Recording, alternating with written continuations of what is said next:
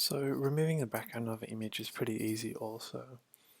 When you are browsing for an image or you have something that you need, you kind of have to be mindful of the subject or what you have in the image for it to be pretty seamless for the background removal, for example.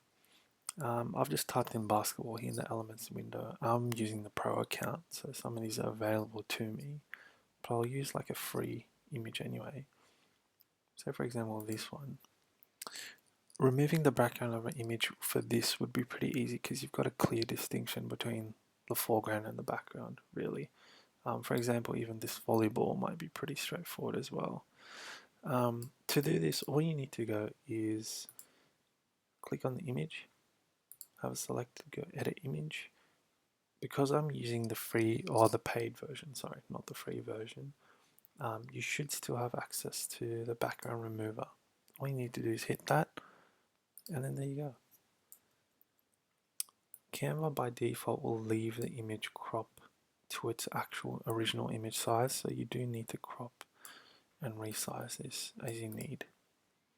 So say for example, there's like a basketball and volleyball workshop. I'm going to try using this one and just see how complicated it has to get for it not to work because there's objects in the middle. Oh, there you go. That's pretty good. So let's just say we can rotate this. Then maybe we'll try one more. This one might be good just to get the ball.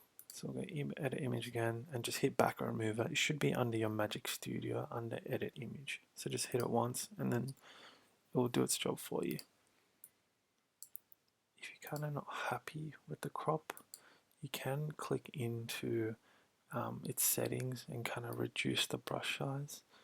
And then you can actually erase what you don't need from the image as well. I'm just hitting Control Z or Apple Z, and you can show the original image, and also you can restore.